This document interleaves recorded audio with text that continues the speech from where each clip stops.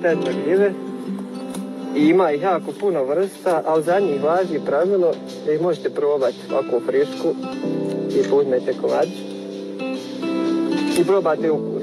Znači neću ga pojesti, nuću je prožvake da vidim da li je ljuta, ali gorka ova nije. Znači može. Što mi potvrđuje da je ova na koju sam sumnio, jer ona je jedna od jestivih, ona je slatkastog ukusa, nije ni kite pogledati ispod gljive šta je tu u ovom slučaju su spore ili cjepice. Što nam odmah govori da je i spore vrganje. E sad, ova gljiva je simbioze s nekim od ovih drveta. Ovo je pometus pediculatus, ovo je subapediculatus. Na pravim vrganjima, sad ovaj dio se može operisati struju, generalno nije preporučivo. Da se konzumira gljivu koja je već krenula da ovako starijeg, mislim kod ovog druge vrste vrganja, ovaj je iz roda Butriboletus, ovaj je iz roda Suilemus. I koje ti je mrežica? Ne vidiš, to je jako sitno nekad, da vidiš nešto. Znači ona zna padat do pola preko čitave drške. A ova nema mrežicu, ova ima ove te. Ova ima ko neke granulacije. Ona ima blago rozikastu dršku što sad nije baš puno zastupljeno. To je slično ludar na primjer. Ludara ima malo više svijetlo siv klobuk gore i malo jače nijanse prilaze više u žut nego ovako naranđasti, dole je baš još jača rozikasta boja i više ima bulbozan oblik i ona se ludara ta se ne sreće u četiraci. Ima puno i variabilni su dosta od uslova. I sad ove rusule mnogi ljudi izbjegaju. Na latinskom Suilemus skeleti isto iz područja vrganja ovoga kriletova vrganjevka. Ovaj kriletova vrganjevka je specifična na presek, vidite kako je dno drške. Baš neka, nije crvalo, baš neka cvekla, groze, ljubičasta, crvenkasta boja. Ima plavljenje koje je tu na dodiru cepčica i mesa najjače. Generalno može se malo proširiti, vidiš kako vremena. Generalno ne plavi puno na presu. I on je uslovno jestiva gljiva nakon termičke obrade. Ima iglice što je rijetka pojava, nema ni blizu dobro aromu.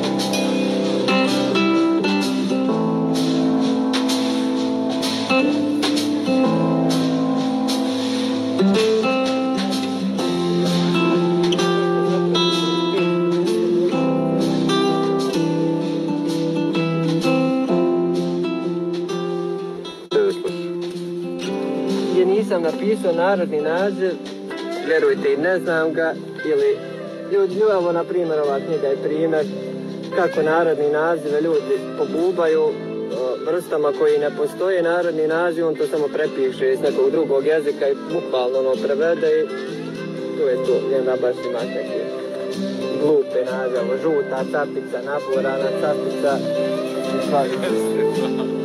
razna, može biti žuta, može biti naborana, kovrčasta, kokica, ono baš neki naziv, zato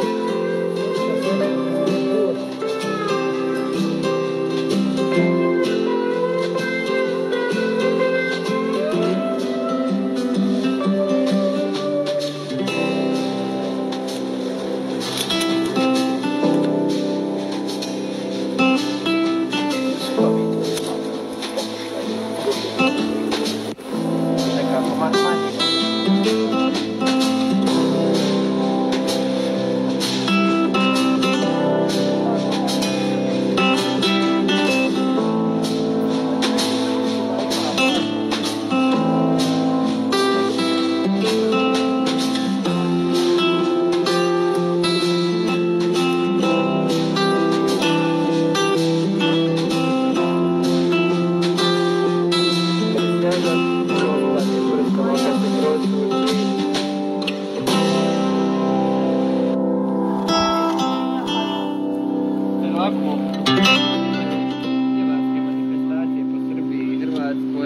skupi se njivarskih društava.